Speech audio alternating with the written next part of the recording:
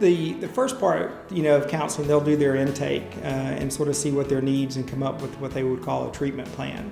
And that's sort of, what their expectations are out of the counseling and what the counselors or the therapist's expectations are of them.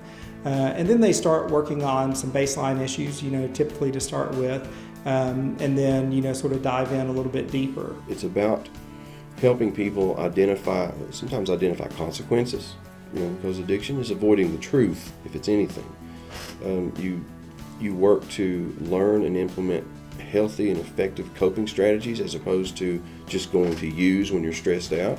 Drug use is highly correlated with stress, just life stressors. So if somebody has a fight with their spouse or whatever, and then their tendency is to go drink or use drugs to cope with that stress, let's look at some alternatives that someone may implement that don't lead to the consequences of just legal or otherwise. You're really just forming a relationship with somebody. It's ultimately, at its core, that's what counseling is developing a relationship with another person. I do genuinely believe that it's very helpful to people for just establishing that relationship with somebody that they trust and somebody that genuinely wants for them to get better. So we work on building that relationship. We work on what it is that they want to obtain out of counseling, and then we work with them on getting that. So if it's whatever they need at the time that they come in, and just being there and trying to teach them what triggers are, how to work past triggers, how to have a coping skills, how to deal with when they want to use, what can they do as opposed to using, having a plan, having that backup plan in place just to make sure that relapse doesn't happen.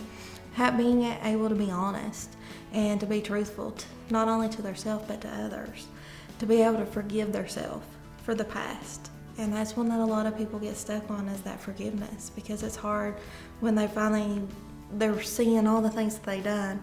They have so much guilt and so much hurt that it's hard for them to be able to let the past go. And then we work on how they're going to maintain sobriety, and then how they're going to be productive. Are they going to get a job? What do they want, a GED? Do they want to get their license?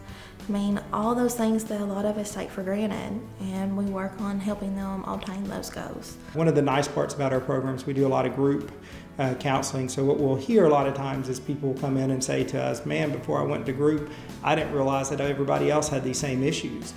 So when you're sitting in a room with 10 people and all of them are sharing the same experiences, and they found ways to get past those obstructions and all, then it really gives those addicts a really, really good sense that they can do that. And sometimes they get different insight from different people.